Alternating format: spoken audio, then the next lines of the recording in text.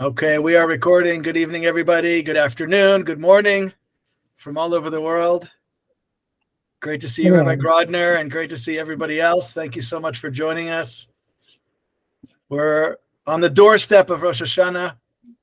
It's an exciting time. It's a meaningful time, so I really am so glad we're all getting together. I look forward to hearing from Rabbi Grodner, which I always get a lot of inspiration from, and I'm looking forward to sharing some ideas with everybody here as well. Just an overview of the format. I'm going to share just a little bit about the program and how things are and what we're planning for the upcoming year. I'm going to share a little bit about Malchut, about kingship. And then we're going to hear from Rabbi Grodner talking about the secret of the Shofar. So as far as the program's concerned, I am just so excited to get the year underway. I know Rabbi Grodner is feeling the same way. We had just the most incredible year in recent memory. This past year, we had over 500 students involved both in the on-campus program at Hebrew University as well as the downtown program. And just phenomenal as far as the quality of students, the number of students, the Shabbat programming that we offer downtown as well, thanks to Kuti and Natanya, a really incredible young couple who got involved with the program last year, who has been involved and please God will continue to be involved in the coming year. We'll be running the Shabbat meals downtown in Nachlaot. And we're looking to just continue and to increase as much as possible. There's a tremendous need. We're talking about hundreds and maybe even thousands of young students across Jerusalem, not just at Hebrew University, that are looking for Torah, that are looking for community, looking for Shabbat. And in the unique way that we offer it, we really have been able to bring in an incredible and diverse group, and we're looking forward to do much more of that in the coming year. I'm looking around and I see people who have helped and do help us to be able to do that. We really, really appreciate that. Very, very grateful. If you haven't or you want to help again, now Rosh Hashanah, Yom Kippur, this is a great time to help out. The only way we make all these programs happen is through generous individuals who care about the work we do, who care about young students, young Olim, young lone soldiers, and want to help.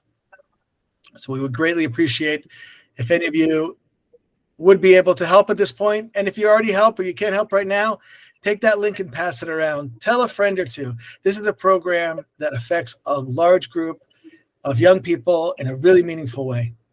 We'd really, really appreciate that. We want to continue and grow our efforts this coming year and beyond. So let's get down to Malchut, kingship. Think about words that come to mind for Rosh Hashanah. This will be coming this Friday night. The first word that comes to my mind is kingship. Maybe Shofar is the other one. So Rabbi Grodner will handle that side of it. But kingship, Malchut, is maybe the theme of Rosh Hashanah. And it's a little bit of work to understand what it really means, kingship,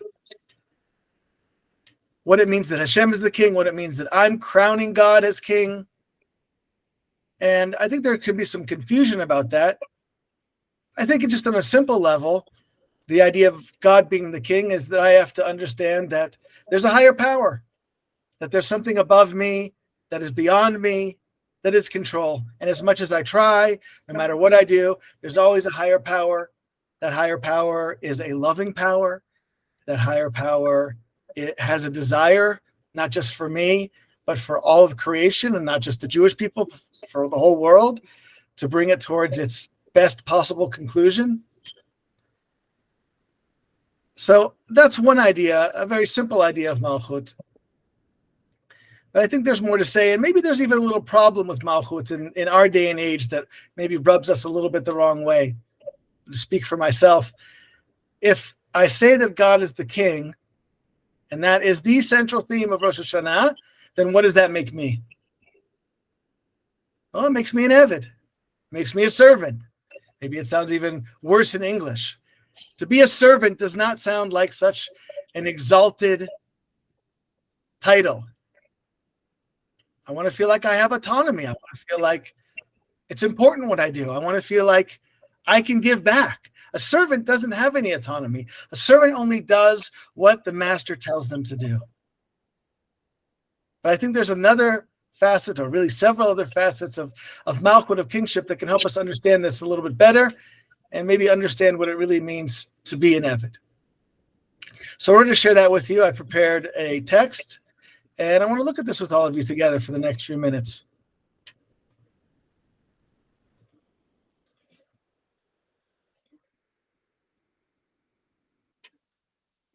Okay, here we go. You're the king of the world, God.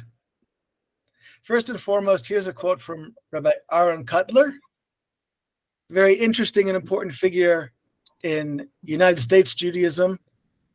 Really started the Kollel network of Lakewood Kollos there, and really changed the culture of Judaism, especially in the Orthodox world, and Lakewood Kollos all over America now. This really, his vision certainly has had a great impact. So he says something very beautiful, and it's akin, I think, to the first thing that I said, which was that Hashem being king means there's a higher power. But he adds an important point. He says the following: the essence of Rosh Hashanah is kingship, that God directs us to proclaim him king over us. As the verse said, today is the beginning of your work, a remembrance of the first day of creation. This means literal rejuvenation, i.e., one becomes a new person.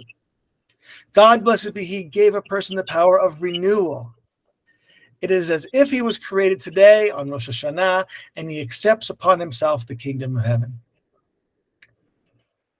So beyond the idea of Hashem, you're the king of the world, you run the world, Rosh Hashanah is this time of renewal. The whole world is anew. I'm new. Everything is fresh. There's a clean slate in front of me. And I don't have to worry about what was in the past, what I couldn't achieve last year. There are new openings. There are new possibilities. Everything is there and open and available to me. Now, we started, at least the Ashkenazim amongst us, started saying Slichot last night. In one of the sections of Slichot, it says, Al tashlichenu le'et zikna. Don't cast me out to old age. There's a beautiful explanation that the Baal Shem Tov has on that. He says, it doesn't mean don't make me old. Being old can be great. Being old fills you with wisdom and insights. But it means don't make me feel old. Don't make me cynical. Don't make me jaded. When it comes around to Rosh Hashanah this year, I don't want to feel like, oh, it's just Rosh Hashanah again. We're going to make the same food. We're going to have the same experiences. We're going to do the same things we did last year.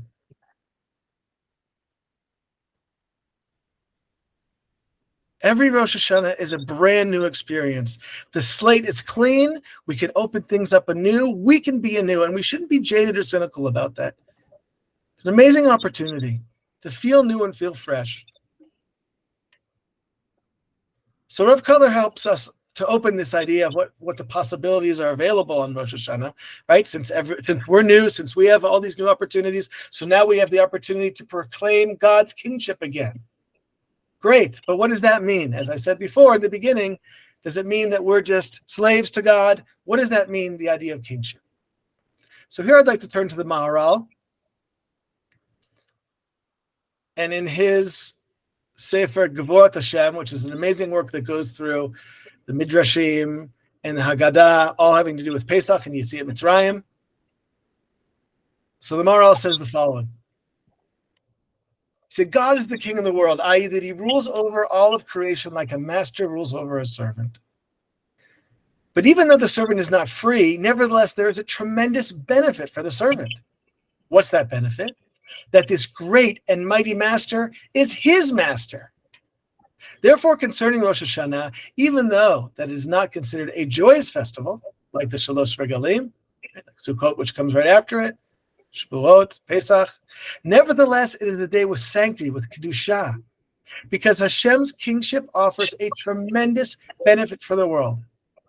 Rosh Hashanah is the day that illustrates that Hashem is the king over all the world, and nothing is outside of Hashem's dominion. So the Maharal says, you know what? It's true, you're an Eved. Hashem is the king and you're an Eved. But who's your king? Hashem is the king of the world. He's not just king over a specific area or a specific dominion. Hashem is the king over all of existence.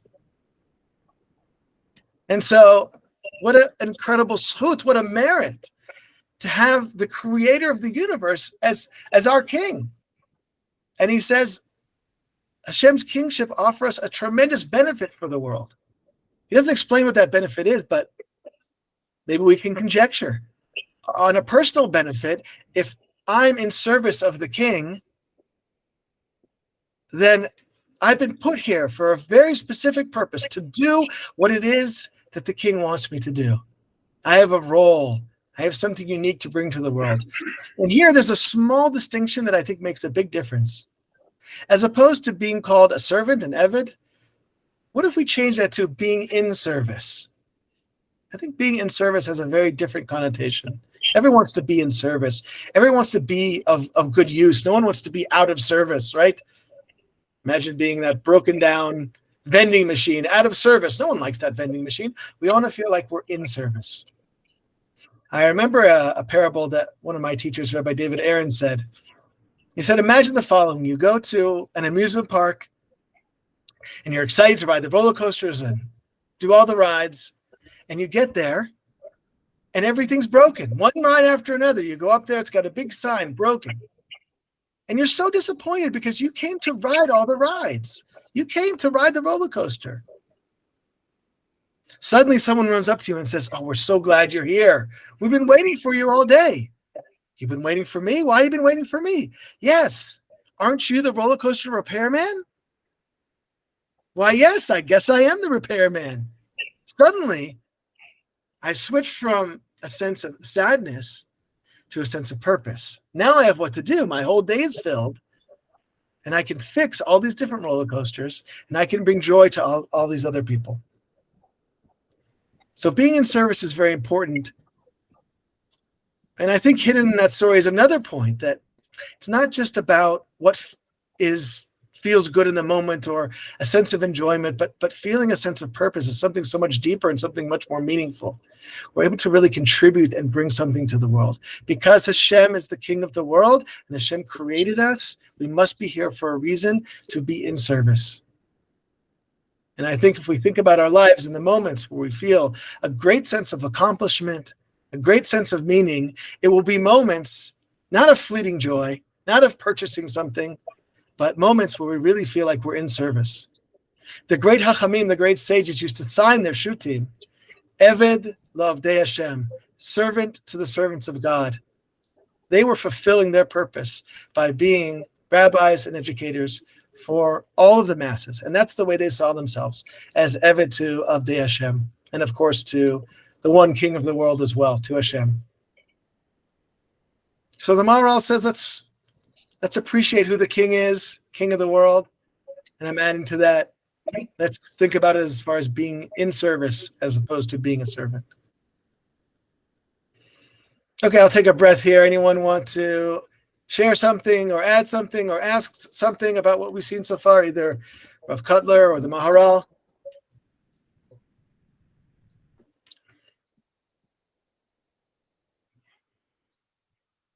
Okay, we'll keep going.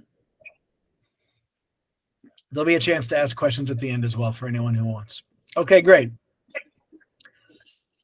One more source I wanted to share with everybody.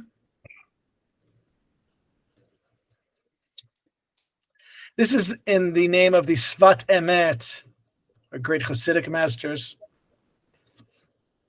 So this past summer, my family and I spent several weeks in Pittsburgh. My parents and my in-laws both live in Pittsburgh, so we spent some time visiting there. And I had a lot of time to walk with my son back and forth to shul. We were about an 8-minute walk from the local Orthodox synagogue, and we walked back and forth a lot together. Mincha Mariv, really one of the sweetest memories that I have, amidst all the other fun stuff we did in the visits, to really be able to have those conversations with my 11-year-old son, Amichai.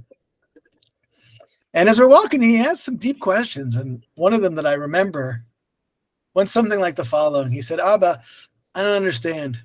Hashem is in charge of the world. He's the king of the world. Why do we have to crown Hashem king? Why do we have to make Hashem king, coronate God on Rosh Hashanah? Isn't he already the king? So I said, Amichai, that's an amazing question. And let me tell you what the Sfat Emet says about that. So here is that piece of Sfat Emet that I shared with him. So he says, just as there are ministers who coronate the king, even though the king in fact rules over them, so too, so to speak, Hashem desires that the children of Israel will coronate him. According to their acceptance of Hashem's heavenly kingship, the honor of Hashem's kingship in the world will be revealed. All of this is dependent on the children of Israel's acceptance of the Torah, as it is written, if they will certainly listen. In this passage, we also see a hint to the mitzvah of hearing the shofar, which itself hints to the receiving of the Torah. I won't be able to get into that last part there, but Sfat Emet says something incredible. He says, Hashem was, is, and always will be. God is the ruler of the world. There's nothing that we can do about that. There's nothing we can do to affect that. However, Hashem desires that we crown Hashem as king. It's dependent on us. We are the ones, through our actions, through our consciousness, we bring Hashem's presence, so to speak, into the world. So I was thinking about this today. How do we see this? How do we see that a person chooses to make God his king in the world and Hashem is more present in the world? If he doesn't, he doesn't. So I'm walking around Beit El, the beautiful community where we live here, and I'm thinking about Shabbat. On Shabbat, there's no cars in Beit El. Everything is nice and quiet except for all the kids running around. No traffic, no cell phones. So how is it that there's no cars driving and no one's on their phones on Shabbat? I can imagine a foreigner, a non-Jew, someone who has no experience with the Jewish community, coming in and hearing about the Shabbat and looking around and saying, well, who's enforcing the laws here? Who's making sure that no one drives? Who's making sure that no one turns on their cell phone? Well, the answer is the king, Hashem, through the Torah that he gave. He's the king over all of us. Well, where is this God? Well, you can't see him. He's not a person. It's a complicated theological discussion. Hashem's presence is here, with us, immanent, transcendent, right? But the law that Hashem gave and the presence that Hashem has in the world is manifest through our doing of the Torah.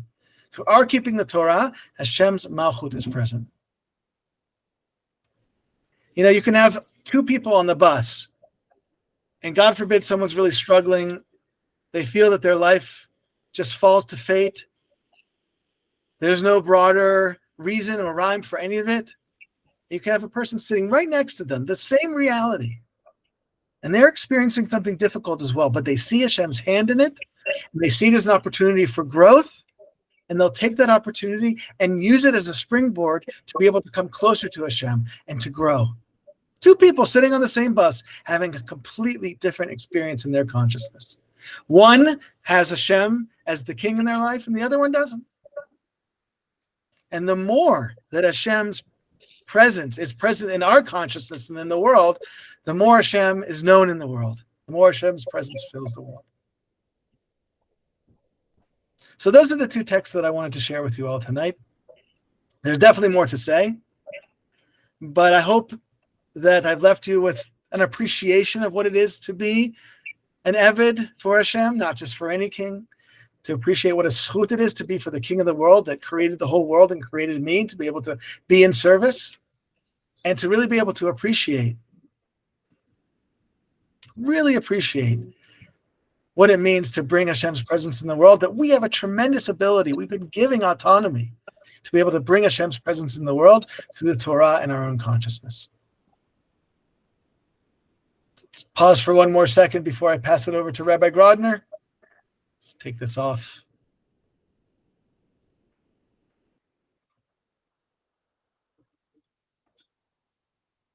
Questions, comments?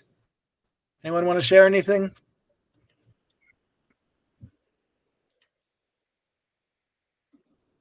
I just want to thank you. It was a very powerful message. Thank you. Great. Great to see you, Yonatan. Great. Tov, thank you very much, everybody. Thanks for your time. Much appreciated. I'm going to pass it over to my friend and Rebbe and partner. I'm very excited to hear you, Rabbi Grodner. I know everyone else is as well. I'm going to pass it over to you for the secret of the shofar. Well, Frank, thank you very much, Rabbi Yonatan. Thank you for your inspiring words. If it's a secret, it will not be a secret for very long. Let's put it that way. There are two basic sounds that are emitted from the shofar, or you might say there are two basic messages. One message sounds like this.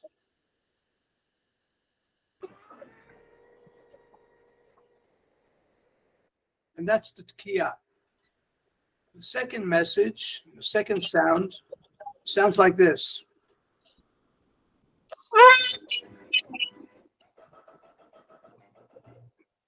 What is the difference between these two sounds? One, of course, is a straight sound. The other is a broken sound. The Torah itself tells us what is the meaning of the tkiyah, the straight sound, and what is the meaning of the broken sound, of the truah. It says as follows, and this is in Bamidbar chapter 9. When war should break out in your land, the enemy attacks you. Bahariotem b'chasotrot. Bahariotem is from the word truah. That's the broken sound with trumpets, and you'll be remembered by Hashem and saved from your enemies. In other words, the sound of the truah is a sound of crisis. It's a sound of war. It's a sound of danger. It's a sound of crying. The broken sound of the crying. The tkiyah, on the other hand, is in another occasion, and that is Uviyom simchatchem u'v'moadechem, the days of your joy and your festivals and Rosh Chodesh, your new moon, u'tikatem b'chatzotzrot.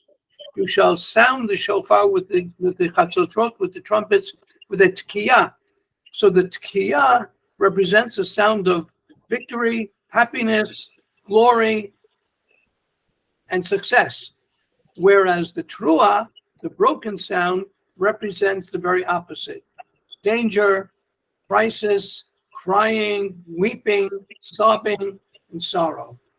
These are the two basic sounds of the shofar. Rosh Hashana is known by name by one of the two sounds. The Torah refers to Rosh Hashana as Yom Truah, or elsewhere, Zichron Truah.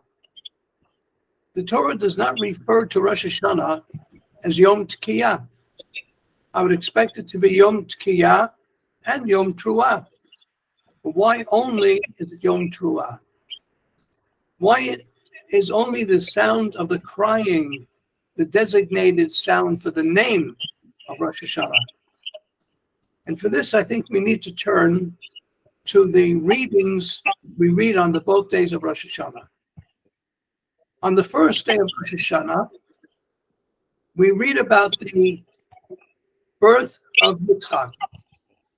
Sarah and Abraham are now well on in years, and after many, many years, they have a son whose name is Yitzchak. That's the Torah reading. The Torah reading is a continuation, you might say, of the Torah reading with the birth of Shmuel. Shmuel is born to Hannah. She, for many years, could not bear a child, and now, thank God, she has Shmuel, who becomes one of the greatest of the prophets in our history. So we have, again, the birth of a child. In the second day, we have what seems to be a completely different theme, and that's the Akedat Yitzchak, the binding of Isaac, where Abraham is taking his son to the Akedah. And what is the Haftorah that is read on the second day? The Haftorah comes from the book of Yirmiyahu, and there it talks about Rachel mevaka al baneha. Rachel is crying for her children who are in exile, and the prophet says, Horma Hashem, Kol B'Rama Nishma, Nihi Bechi Tamrurim, Rachel mevaka al baneha. She's crying for her children who are in exile. She cannot be consoled. And Hashem says to her, you can stop crying. You'll be rewarded for all your efforts. Your children will return to their homeland. They will return from the exile. Vishavu vanim ligvulam. Again, we have the notion of the birth of a child, the return of children back to the mother. It seems to me that the underlying theme that brings together all four readings is the concept of motherhood. Motherhood in the sense of Sarah giving birth to Yitzchak, Hannah giving birth to Shmuel, Rachel and her children crying for them. But what about Akedat Yitzchak? Where does the motherhood come into there? Sarah wasn't even present at the Akedah. But if you recall, the parsha that follows the Akedat Yitzchak, Vayu Chaye Sarah, Mea Shanim, Esrim Shana, Sheva Shanim, Shnei Chaye Sarah. Sarah lived for 127 years, but Tomat Sarah B'Kiryat Arba, and Sarah died. And Chazal, our rabbis tell us that there is an integral connection between the death of Sarah and Akedat Yitzchak. When Sarah heard that Abraham is taking her son, her only son Yitzchak, to be sacrificed, she died. It killed her. Again, that mother's love that terminated her life because of the Akedah. So in all four readings, there seems to be a common denominator, a common theme, and that's the relationship of a mother to her child. On Rosh Hashanah, what do we ask of Hashem? We ask for rachamim. We ask for mercy. But if we look at the etymology of the word rachamim, it comes from the word rechem. Rechem is womb. It's a mother's love. The word racham in Aramaic means ahava, it means love. And the idea of mother's love extends so far that the 100 blasts of the shofar are to remember the mother of Sisera, who cried 100 tears, 100 cries over the loss of her son. As it says in the book of Shoftim, Ba'ad hachalon nishkafa v'ti'abei v'im Sisera b'ad hashavnav. The description, the mother of Sisera. Sisera is the Canaanite general, the enemy of the Jewish people. Let's say Nasrallah today would be the Sisera of that time. And would we shed tears if we heard that Nasrallah's mother died? I'm not so sure that we would. And here we are, we commemorate the crying of Sisera's mother with 100 tears, with our 100 kolot, the 100 sounds of the shofar that are made on Rosh Hashanah. What's the connection? The connection is that, yes, Sisera was our enemy. Sisera wanted to destroy us. But a mother is a mother is a mother. And a mother's love extends even to a son by the name of Sisera.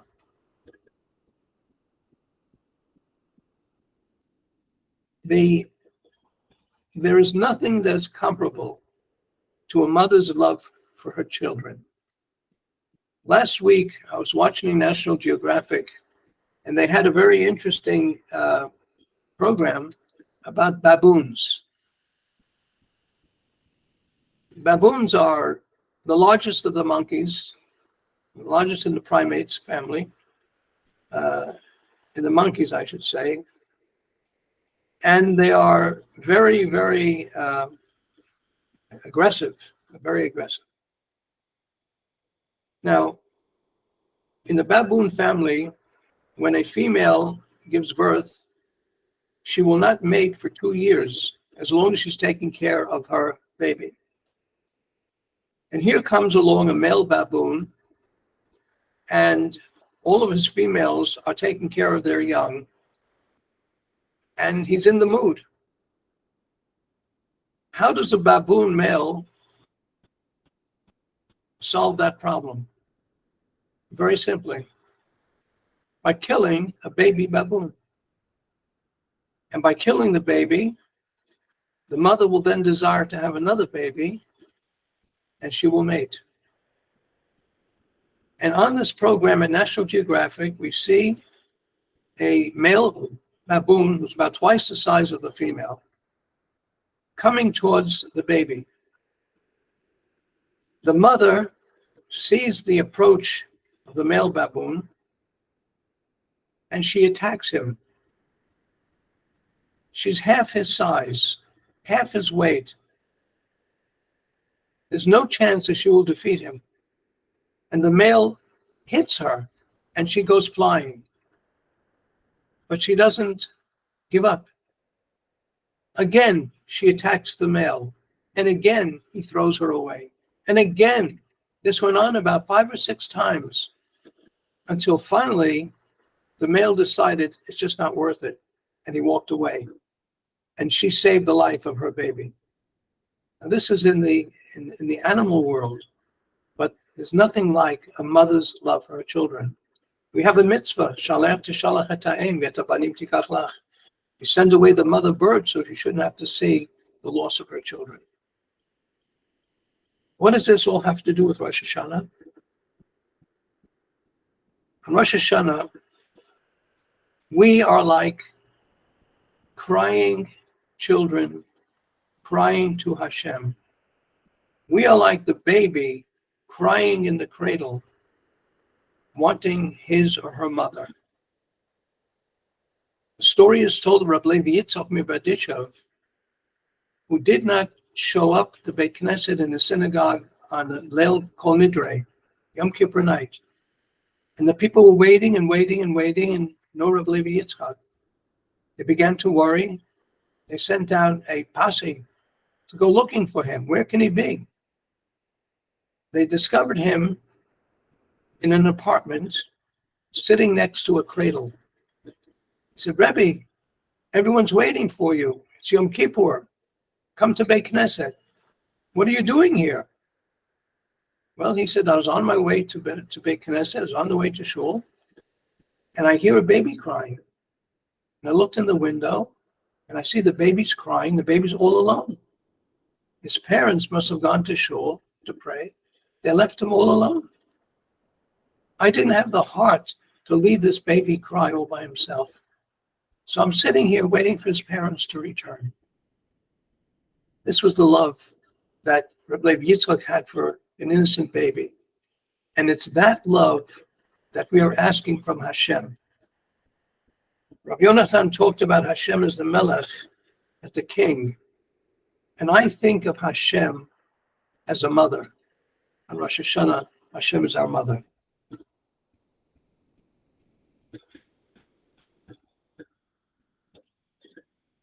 The truah is the sound of the baby crying.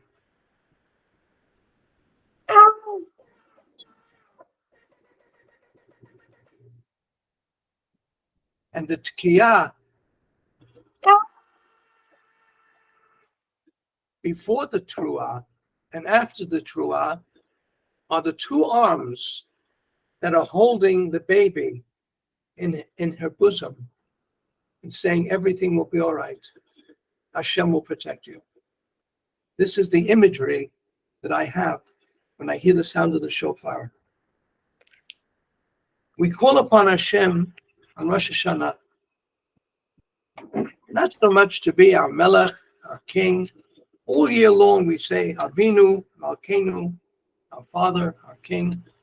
But on Rosh Hashanah, we say Hashem, we ask you to be not only our Father and not only our King, be our mother as well. Is there any place in Tanakh where Hashem is referred to as a mother? The answer is yes. In Tehillim, Kuf Lamed Aleph 131, it reads as follows: Im lo shiviti v'romamti, nafshi kigamul alei imo, kigamul alai nafshi, which means, if I enter into my home, if I I swear, he says, I swear that I stilled and silenced my soul like a suckling child at his mother's side, like the sucking child is my soul. David HaMelech is saying, Hashem, I'm your baby. You are my mother. Please help. Please protect me. And that is the message that we have on Rosh Hashanah. We're asking Hashem to have rachamim, mercy and love, so that on the day of judgment, when we feel fear and trepidation, on the day in which we know that the future year will be determined, on that day, what will the coming year be? Will it be a blessing or the opposite? Will it be healthy or will it be the opposite? Will it be prosperous or will it be opposite? All of that is determined on Rosh Hashanah. Hashem, please have mercy on us. Be our mother, and we'll try to be a good child.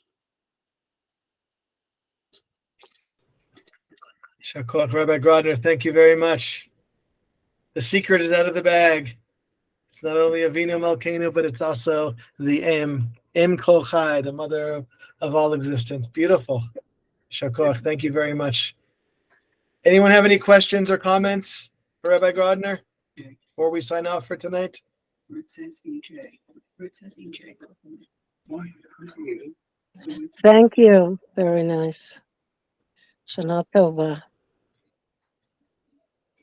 Okay, Shana Tova, everybody. That's Should all, be everybody. Thank you very much for sweet coming. year. Thank you so Wonderful to much. see you. Yonatan, it's wonderful to see you. Thank you to Rabbi Grodner. Shana Tova to you, to Chaya, to everybody. And Dezat Hashem, we look forward to seeing everybody next year. Amen. Amen. Thank you, everybody. Chatima Tova. Shana Tova to everybody. Ktiva Chatima Tova. Thank you. Bye-bye.